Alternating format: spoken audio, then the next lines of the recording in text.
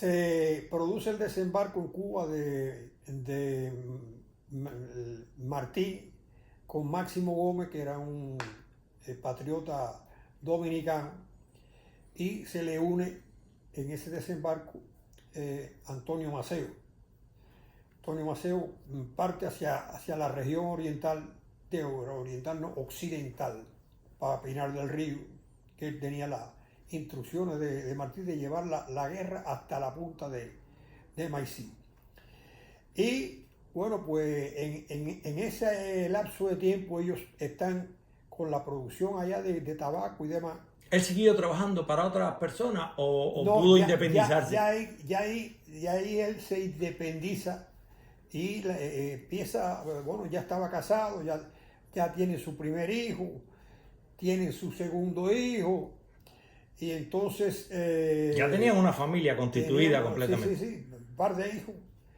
Y pues ya tenían una producción de tabaco que era reconocida por los empresarios que se dedicaban después a la compra del tabaco para llevarlo al procesamiento, en definitiva, en la población, en las escogidas de tabaco, etcétera, etcétera.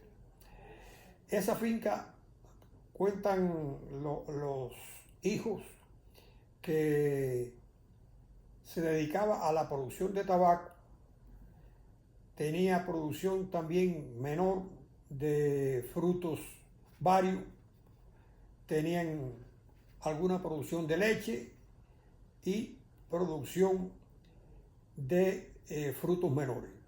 Déjame hacerte una pregunta. En alguno de los viajes que tú has ido a Pinar del Río, que eres una gente que has viajado mucho, ¿tienes idea geográficamente, aproximadamente, la zona donde están ocurriendo estos hechos a finales del siglo XIX? Sí. Están aproximadamente a unos 20 y pico, 30 kilómetros de Pinar del Río, del centro de la capital. O sea, tú sí tienes idea de dónde ocurrieron. ¿Cómo no? O sea, no has llegado a la finca en particular. No, porque eso tabaco y más tabaco. Entonces, ya están, te estoy dando una explicación de a qué se dedican ellos en esa cosa. Pinar del Río tiene podríamos decir, una desventaja, y es la siguiente. Pinar del Río es una de las zonas más azotadas por los ciclones. Entonces el abuelo tenía informaciones referentes a este problema de los ciclones. Y aún así, bueno, pues él se instaló en esa zona porque le dijeron que ahí era donde se producía el mejor tabaco de Cuba. Pasó un tiempo, ya la guerra venía caminando y está Maceo en la zona esta operando. Se produce un hecho en la familia ahí, y es que él era ya dueño de una cantidad de tierra y tenía su casa de vivienda ahí, su casa de tabaco para sus empleados también. Sus empleados también, correcto. Entonces, una noche se pasaron toda la noche en un tiroteo y en un combate de las fuerzas españolas contra los mambises que comandaba Maceo.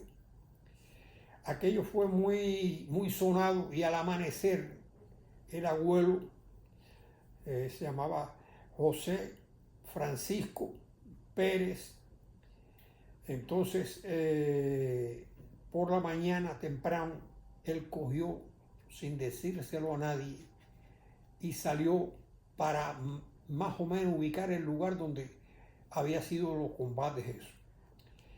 Él dio con los lugares, inclusive habían algunos cadáveres todavía en esa zona, pero dentro de esa zona, que era monte de maleza, se encuentra a un mambí escondido, herido, sangrando en un lugar determinado allí.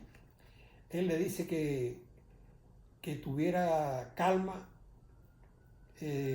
cogió y se quitó la camisa y amarró al mambí para contenerle la sangre y le dijo que se estuviera tranquilo ahí, que él iba a buscar la forma de ayudarlo.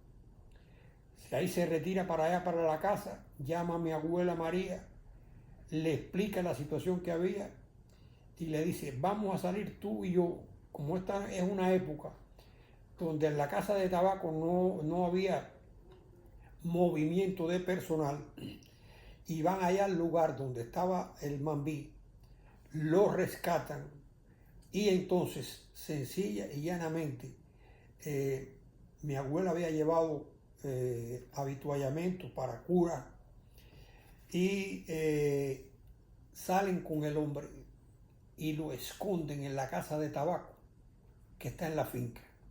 Tremendo riesgo para él, porque sencilla y llanamente las fuerzas españolas que cogieran a un español ayudando a un mambí cubano, Lo declaraban traidor. lo declaraban así y entonces lo fusilaban.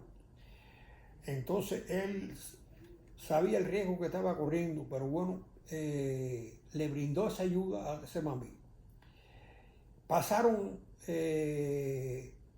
alrededor de unos 4 o 5 días y a esa casa de tabaco solamente entraba él y mi abuela con pertrechos de comida a curarle las heridas y a ponerle ropa y zapatos para que él pudiera marcharse de allí. Efectivamente, él le planteó el mambí al abuelo que es lo que necesitaba, que le consiguiera un caballo. El abuelo se lo consiguió y él se marchó a la otra noche. Se fue de ahí de la finca, ya estaba curado y tenía fuerza para defenderse. Pasaron unas semanas y de una noche se aparece una tropa de mambíes a la casa del abuelo y la abuela. Entonces el abuelo sale con un mechón a atenderlo. Y cuando llega allí, bueno, pues se percata que son los mambíes. Y uno de los mambíes le dice al jefe, oye, a este gallego lo que hay es que guindarlo. A este gallego lo que hay es que guindarlo. Y empieza una discusión ahí. Pero en esos momentos, él hace así y levanta el mechón que traía. Y el guerrillero, el mambí, que le había salvado la vida, viene dentro del grupo. Y dice, hey, un momento. A ese hombre no se puede tocar. Ese hombre me salvó la vida a mí. ¡Pa! Y hace el recuento de lo que sucedió y cómo se arriesgó ese hombre. Entonces allí, bueno, pues felicitaron al abuelo y demás y se retiraron. Es una anécdota en la cual también le dijeron a él que la guerra se iba a intensificar y que ellos le sugerían que de inmediato ellos se marcharan para la capital y buscaran su salida del país porque la situación era muy, muy peligrosa para la vida de ellos. Hasta ahí. Entonces, bueno, pues